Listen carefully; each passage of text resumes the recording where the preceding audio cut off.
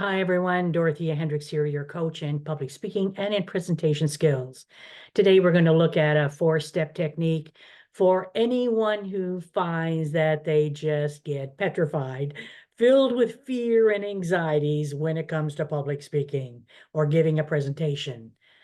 Before I get into that, I should just say I'm in a different room. For those of you that have seen me before on YouTube, I'm in a different room today. Can't use my other room for doing the Zoom, the video. And so my lighting is just a wee bit off. But what's more important? Hey, me, the lighting, or the content? And I'm going to say the content. So let's roll. Let's roll with the content. Years ago, before I stopped doing workshops, I was doing workshops in public speaking. And always before the class would begin, I'd ask participants, now, what are your greatest fears? What are the fears that you have around standing up to do a presentation? The list sometimes seemed to go on and on and on, but invariably there were 7 that popped up over and over again. Oh, I'm not going to make a good impression. I won't be interesting. I'm going to be so boring. I'm not going to be interesting at all. I'm not going to come across as credible. I won't be credible. I won't be able to answer the questions when it comes to handling the Q&A. I won't be able to handle the questions. I'm going to go blank. I know I'm going to go blank. I'm going to leave out some key points. I'm going to look stupid. I'm going to look so stupid when I'm done. If you had thoughts like that racing around in your head and you let them go rampant, you let them go uncontrolled, basically they're running your life. And they're running your life, not in the present moment, but everything is projected to the future of, well, this might happen. This could happen. I could bomb. I could forget everything. I could look stupid. Even before it happens, you're projecting everything into the future. If you haven't thought about it, fear can also be an acronym for future events appearing real. So you have a choice. You can let these thoughts kind of race around in your head and keep control, or instead of letting those thoughts control you, you can control your thoughts. And here is a 4-step process to help you do just that. I call it being your own star. Being your own star. So the S is it's an acronym, and the S stands for stop. It's the very first step. The S, stop. Stop. Take a deep breath. Become aware of the thoughts, the negative thoughts, the fear that is racing around in your head. Acknowledge them. You recognize them and you acknowledge them. Because we can't get rid of something that we aren't aware is there or know that it's there. So that's the first step. Be aware. Recognize, acknowledge them, acknowledge these fears. And don't try to squish them. Don't try to squash them, punch them, squish them out, because you can't. They're your thoughts. You are the source, strange as it sounds, you are the source of these thoughts. So just recognize, breathe, recognize, be aware that you've got these thoughts. The next step, the T, think. Think about your focus. When you have these fears racing around, filling everything inside of you and taking over, where is your focus? What are you thinking about? You're not thinking about the task at hand. And really, this is where you want your energy to go. Instead, you've got all your energy going into the negative thoughts, the fears, the anxieties. So think about, where do you want your energy to go? Where do you want to focus? Where do you want to put your attention? What is your intention? Think about the outcome. So think about your audience. What is it that you want them to walk away with?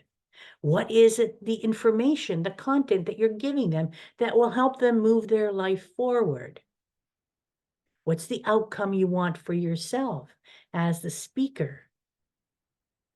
Think about your focus. What do you want? What outcomes are you looking for? The A is for analyze. So we've got these fears running rampant. We've got these anxieties, these negativities. And now what we're looking to do is analyze. What are they based on? Are they true? Your job right now is to cut them down, to eliminate them. So before you can do that, you need to challenge their validity. Are they true?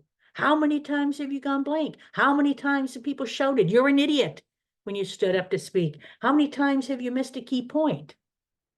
Maybe something happened to you when you were in grade 9 in high school or elementary school or somewhere, and you bombed. You made a mistake. Hey, guess what? Public speaking is a skill building activity. It's not like you're born with it. Anyone who is an excellent, a polished speaker does it. It's like learning to walk. You do it, you make a mistake, you fall. You get up, you do it again, and you make maybe a different mistake, but over the course of time, you build the skill, you polish and polish and polish. So maybe you made a mistake back then. You've let it stay with you. You've carried this albatross on your back the entire time for how many years? From grade 9, from elementary school, from high school? You know, it's time that you analyze all these things, these negative thoughts that have been going through your head. Are they true? And you'll find out that they're not true. And now it's time for you to do what all the other speakers who are really good have done, the speakers before you, and the speakers who will follow you. What they've done is they just got over it and they moved on. So get over it and move on. And the last one is the R. And the R is for replace. You know you've got the negative thinking. You're now aware of it. You've acknowledged it. You now realize that you have to think about your focus, where you want to put your energy and your time. You've now analyzed these thoughts and no, they're not true. They're still there though, because they're not going to disappear.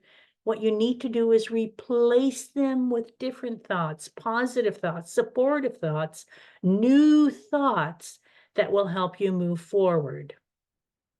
What you're doing is building a habit, creating new grooves in your brain, building a new habit. And this requires dedication. It requires commitment. It requires practice. So new thoughts of I'm becoming a better speaker every day. I have value to offer.